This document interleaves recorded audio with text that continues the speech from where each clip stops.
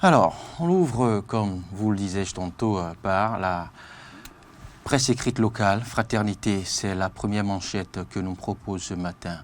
La réalisation, entretien avec Valentina Otmasic, directrice adjointe de plaidoyer de l'UNICEF. Les effets du changement climatique sur les enfants seront pires à l'avenir si rien n'est fait. Je crois que c'est pour la deuxième fois que Fraternité revient sur ce problème essentiel. En sous-tribune, on pourra lire priorisation du français au détriment de des langues maternelles, une tendance dangereuse aux multiples raisons. Priorisation du français au détriment des langues maternelles, une tendance dangereuse aux multiples facettes, aux multiples raisons. On évolue donc. Autre canard, défi info. Nous remontons au bandeau de défi info, attribution de résidence universitaire à l'université d'Abomey-Calavi, les demandes désormais en ligne. Attribution de résidence universitaire à l'UAC, les demandes désormais en ligne. Revenons maintenant à la tribune principale de votre canard. Le procureur Aubert Kodjo a pourtant agi dans les règles de l'art. Vous vous posez peut-être la question de savoir de quoi il est question. Eh bien, le parquet d'Abomey-Calavi a traité le dossier non seulement à temps, mais aussi en toute légalité. De quel dossier s'agit-il? Eh bien, remontez aux colonnes de Défi Info pour vous en convaincre.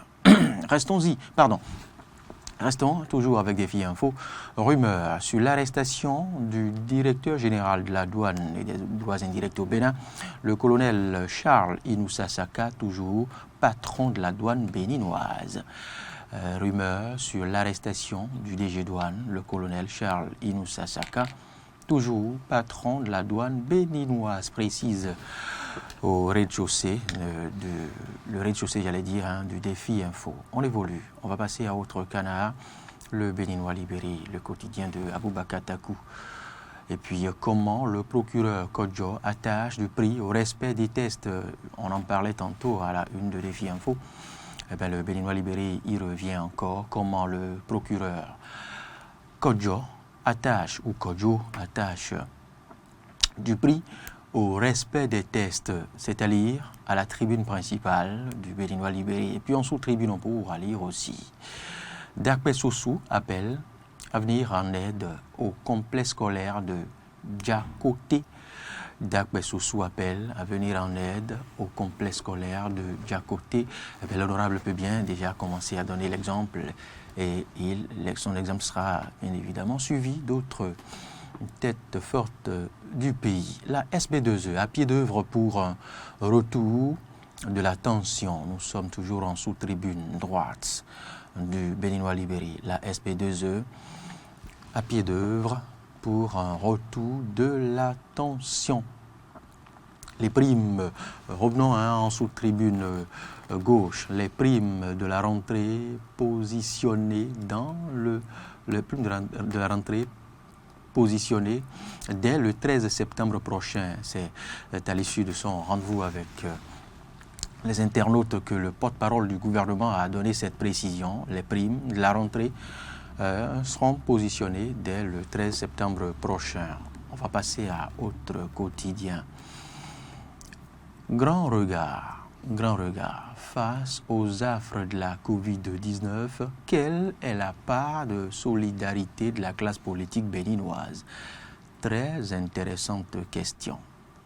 Face aux affres de la Covid-19, quelle est la part de solidarité de la classe politique béninoise? S'interroge Grand Regard ce matin en sa tribune principale. On y reste encore.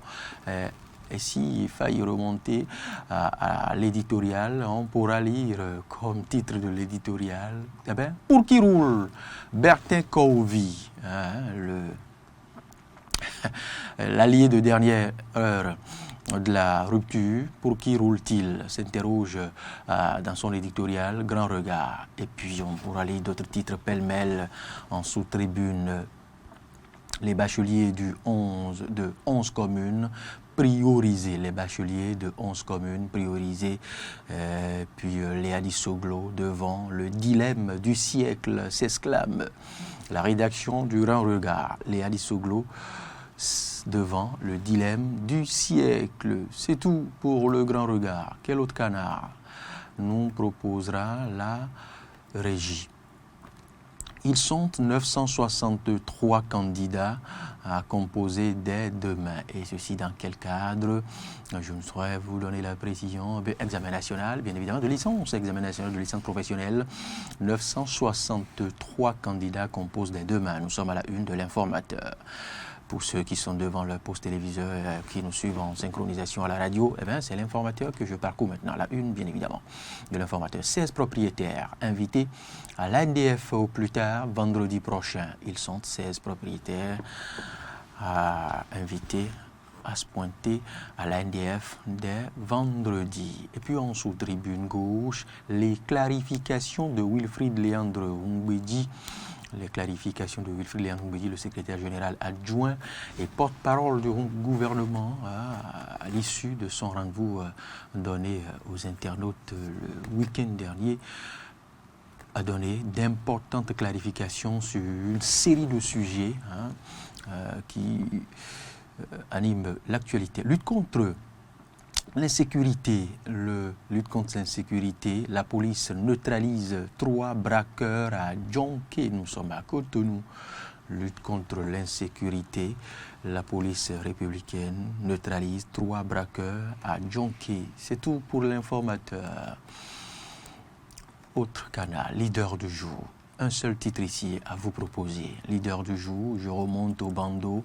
Modeste Kérékou constate le bon déroulement de l'opération à Cotonou. De quelle opération s'agit-il? Le recensement, bien évidemment, des artisans. Modeste Kérékou constate le bon déroulement de l'opération à Cotonou, Calavier et à Ouida.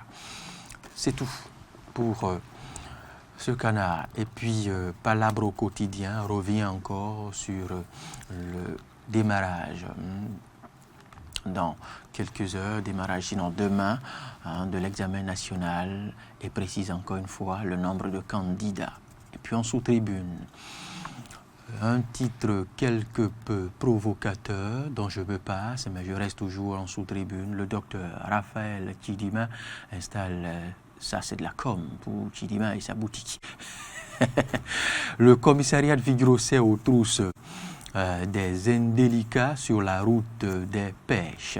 Le commissariat de Vigrosset aux trousses des indélicats sur la route des pêches.